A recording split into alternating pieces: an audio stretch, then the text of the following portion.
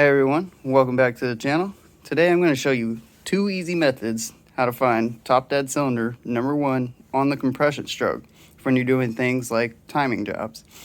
The first method I'm going to show you is how to use one of these compression tester fittings, and then I'm also going to show you how to use just a simple damp paper towel. And if you've seen my motor swap video, you're probably wondering, when are you going to get onto that motor pool, NA to T, 5-speed swap, and that subframe swap? Well, love you guys, but I don't love you that much. So, first things first, I got to get all these spark plugs out so the motor's easy to turn. All right, now we have all the spark plugs out. Go to your compression tester, grab the correct fitting, and you're going to thread it in to the number 1 spark plug hole here.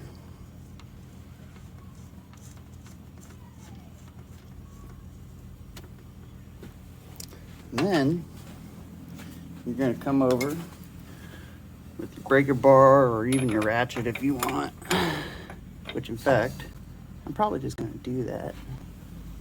All right, now we have my ratchet. That's going to make the whole process a lot faster. You got to get down on here on the crank pulley, and as you're turning this over and you get to the compression stroke on number 1, you'll hear the air rush out of that fitting. Right there, I can hear it. I don't know if you could hear it. Or you can go ahead and hook up your compression gauge, and then when you get on the balancer, try to give it a quick turn. It's a little hard to do with a ratchet, but see that? Compression gauge went up. I'm on a compression stroke. Alright, so now we've determined that we're on the compression stroke. Then you stick like a ratchet extension or a long screwdriver in there. And I got this just barely to the top. If you just watch that extension there, see it move up, then it just stops. You're at the top. That's top dead cylinder number 1. When you go down, you've gone too far. So you want to back it up till it stops. And there you are. Verified by rotor position.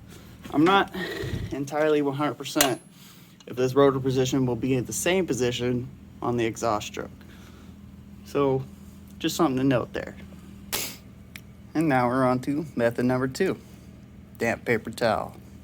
Take your towel, get it wet, not too wet. You're gonna wanna squeeze the water out of it.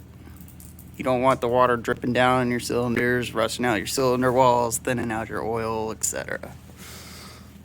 Then you're gonna take this, kind of wad it up a bit, and you're actually going to stick it into the number 1 spark plug hole. I'm kind of doing this one-handed with my cell phone because I don't have a tripod or a good camera yet. So let me put the phone down a second, shut this down in this hole, and sometimes you want to take like a screwdriver or something, make sure it's good and in there. All right, now you got your paper towel stuck down in the hole there. Go back to your crank pulley, and you will either hear the air, or sometimes it'll pop it right out like a little rocket. Try to get to where you guys can hear that. Hear it? There you are. Then once again, you verify with your rotor position, and then you stick your ratchet extension down there. Make sure you're completely at top dead center, and then you set all your timing. And I want to kind of put this out there. I don't like putting a screwdriver, say, down in the cylinder, because this motor in particular, if you go through the spark plug hole and you have a sharp tool like a Phillips or a flathead, it'll actually get caught in between the piston and the cylinder wall, and you might scratch the cylinder wall. So I like to try to get it as close as I can to the top before I go sticking a ratchet extension in there, because you can see on the ratchet extension, rounded corners, nice and smooth, square.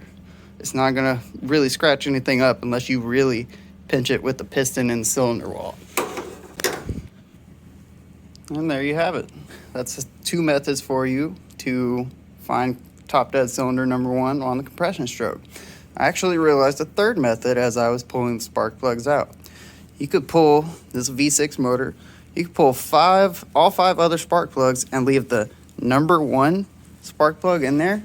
And as you're cranking the motor over, you will feel it as you're cranking it when that cylinder comes up on the compression stroke, because that spark plug is still in there. Now, I was gonna hook my battery up, charge it up, crank her up, and then pull my Z into the most snow it's ever seen and do a burnout for you guys. But I realized I made a mistake when I pulled the spark plugs out. I did it on a stone cold motor in about 14-degree weather. So if I went and put those back in, even if I torqued them to spec, that cylinder head is so cold that the metal has contracted, and well, it just wouldn't be right. You want to remove them on like a lukewarm motor or a nice summer day, something like that. So what you guys will get instead is good old Miss Piggy here. Let's go ahead and rip a burnout Miss Piggy.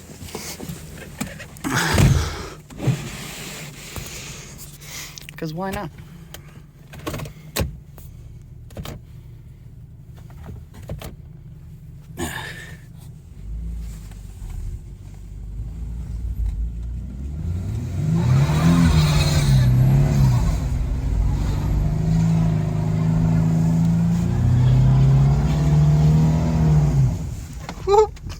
Almost drove her to the house. And there you have it. I actually got her stuck doing that and slung snow all over my garage.